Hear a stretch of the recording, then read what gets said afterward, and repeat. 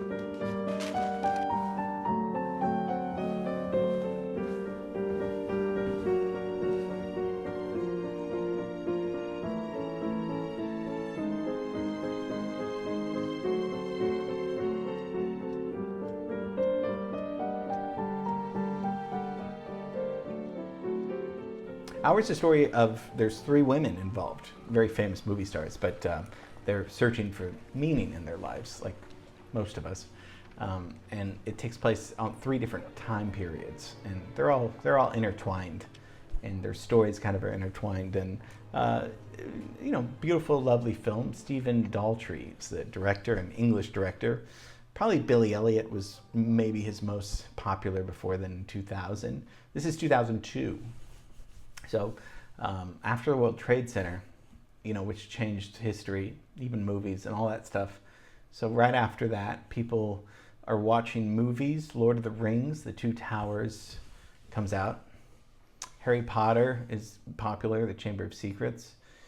Spider-Man is out. It's still out today.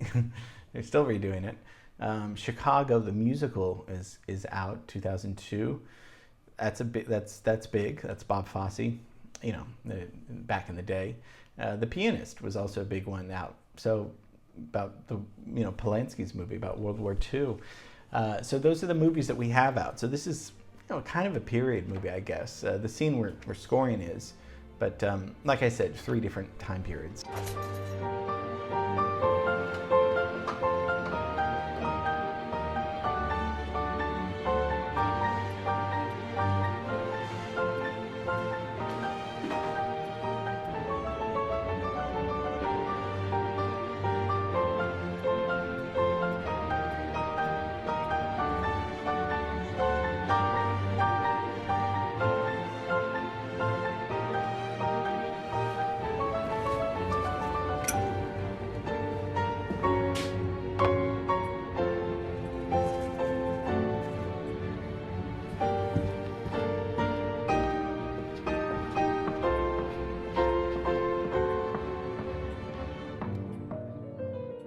Back when Harvey Weinstein was in charge of Miramax, now that he's canceled now, but he didn't like Nicole Kidman's prosthetic nose, because if you take a look, it doesn't even look like Nicole Kidman. And he didn't like Philip Glass's score. And so he wanted those two things changed, but he didn't get his way. That's good, because this score for The Hours, this probably, as I said last week, solidified Philip Glass. And I don't know if that's the right word, because he was a film composer long before this.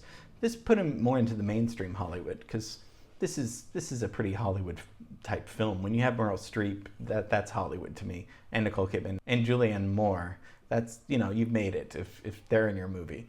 The budget was $25 million, so it makes $108 million. Does really well, and so yes, this brought Philip Glass more into Hollywood, and like we talked about, his sounding, his compositions, especially on the piano, using piano and strings, which the soundtrack does, it fits really well for psychological, moody dramas.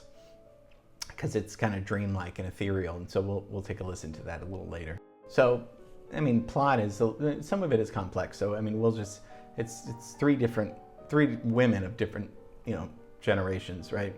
And Nicole Kidman is the Virginia Woolf character. Virginia Woolf is, very famous English writer, considered, stream of consciousness approach, very influential in the 20th century. So she plays her, and then Meryl Streep plays the New Yorker, and then Julianne Moore plays this lady who's pregnant in the 1950s. So there's kind of all intertwining stories, and it goes back and forth between modern and present, and it keeps the movie interesting. And I think Philip Glass's score really works well for this. So he won the BAFTA award for Best Film Music for this. So that's the British Academy Awards, and then he was nominated for the Academy Awards for Best Original Score and Golden Globe Award. So. This brought him out a lot. Most of this music was composed for the hours. Not all the music was. Some of it was written beforehand for other projects that Philip Glass had done. So he had, composers are always writing, they're working, so sometimes they'll just take something they did 10 years ago and say, this works well for this scene, or, it makes the work a little easier for them, but it's also just about maybe something you wrote 20 years ago or 10 years ago is finally going to work now. So that's how he developed the score. So the scene we're going to look at it's a little sad. I didn't want to show a sad scene on purpose to get us down, but then we know that dying is a part of life, and this is an animal, so it's still sad. But this scene is really lovely, beautiful, because the music is so good in it. The expressions are good. So it's this bird funeral that's happening. So that's the scene we're going to look at, and they're laying this bird to rest. So this bird has died, and she's looking at it, and then we're going to see Julianne Moore looking at it. Very emotional scene, and it So why don't we take a look?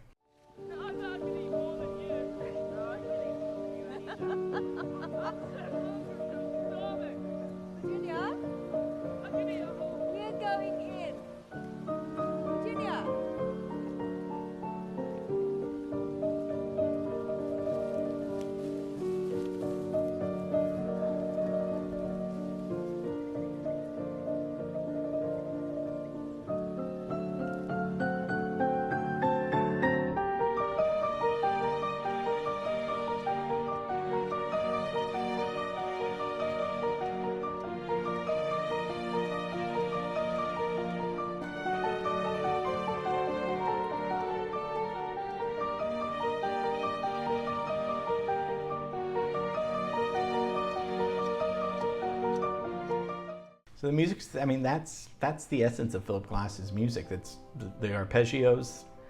We looked a little bit of the Baroque influence, right? The movement, the motion of those da-ga-da, da-ga-da, da-ga-da. That's Philip Glass's, that's what he invented almost. This is him at his peak of, this is modern film music today. Psychological thrillers, we hear this in Netflix series, we hear it all the time. This is really when Hollywood and the world heard it on a big screen. Very impactful, perfect for it, right? So let's take a look at this scene without any music.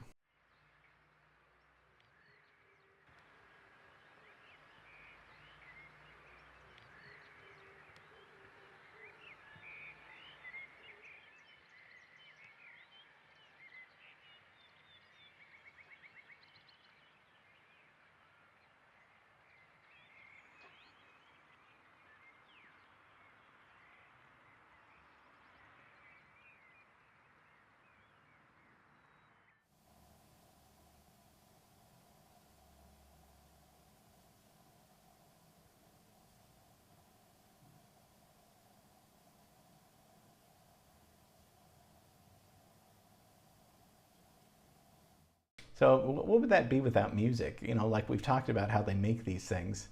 The director says action, and Nicole Kidman just looks very intensely, and everyone's quiet on the set, and it's beautiful. The scene is beautiful, but there's no music, right? I mean, there's no dialogue, so you have to look intense, and it's probably silly when the director yells cut, because you're just like, okay, like we'll see if that even makes it in the movie, and if it does, what's it even gonna look and sound like? And all the magic happens in the editing, and then when adding the music in, and that's the magic of it. So I think it becomes really so much alive with Philip Glass. So here's what we're gonna do. You can't pick anything that fits the scene.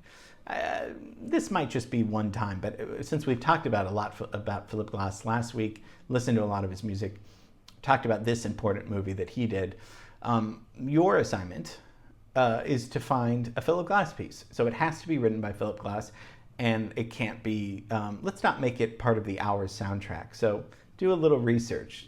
I want you to listen to music that you've never heard before, and it should be written by Philip Glass. It has to be. Otherwise, you and I will have some words, and I'll be going back. So this is also to let you know if you've actually listened to the class too. Although I don't doubt. I know you guys are trustworthy and stuff. But I would like for you to find some Philip Glass music that works for this scene. I don't think you'll have too much trouble. I don't think this is a very hard assignment, but it is going to force you to go on Spotify or YouTube and just search Philip Glass and find music that would fit this scene. There's a lot of options here. So this is a little bit different. I'm kind of telling you which composer to use. I've never done that before, but there's a plethora of stuff out there, so you shouldn't have any problems. So get that into me by tomorrow, and we'll put music to this lovely, beautiful, dramatic scene from the Hours. So hope you enjoyed that. And yeah, this week, fantastic lineup. Have no idea what I'm going to do yet, but it'll be fun. Just kidding. Okay, love you. See you tomorrow. Bye.